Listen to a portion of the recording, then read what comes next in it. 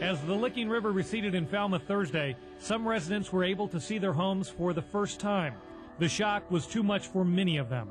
Town is, ain't no words can tell you what that town is. Now, I'm telling you. Just like you dropped the bomb.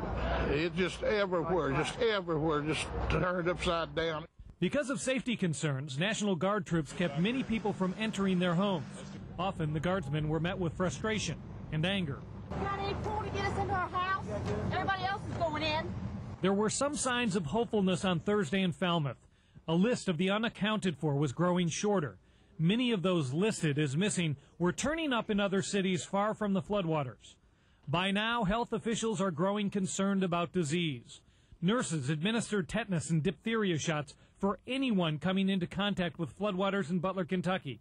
The full impact of any health concern may not be felt for weeks. Federal officials were now assessing the damage in the tri-state. They toured the flood area from New Richmond to northern Kentucky. A presidential declaration of disaster will now free up funding to help flood victims. But reporter Deborah Dixon found folks in the tiny town of Patriot, Indiana, relying on each other during the day on Thursday. It's a good thing Patriot took care of itself. Nobody seemed to notice. 70% of the city, about 200 homes, were underwater. Outside help finally came yesterday, but the town had everything under control. People opened their doors, dug out blankets. The ladies started cooking. There's chicken and noodles somewhere. There's chicken and noodles. How many people are you feeding? I'm not really sure. We were trying to count. 75 a day. 75 a day, somewhere around there. Back in New Richmond, Ohio, our Rich Jaffe found some hardy survivors of the Great Flood. We got a box full of kittens stuck in a roof with their mothers. We're trying to get them out. The cats were floating in a cardboard box up in the rafters of a shed, a death trap if the volunteers can't get them out.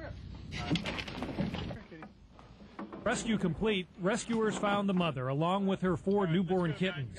They had an early use for one of their 9 lives. It's hard one to get a hold of. A happy ending to one of the stories of the flood of 1997. As we entered March 7th, unfortunately, there were not so many happy endings. Rob and Kit have more on that from the Cincinnati riverfront.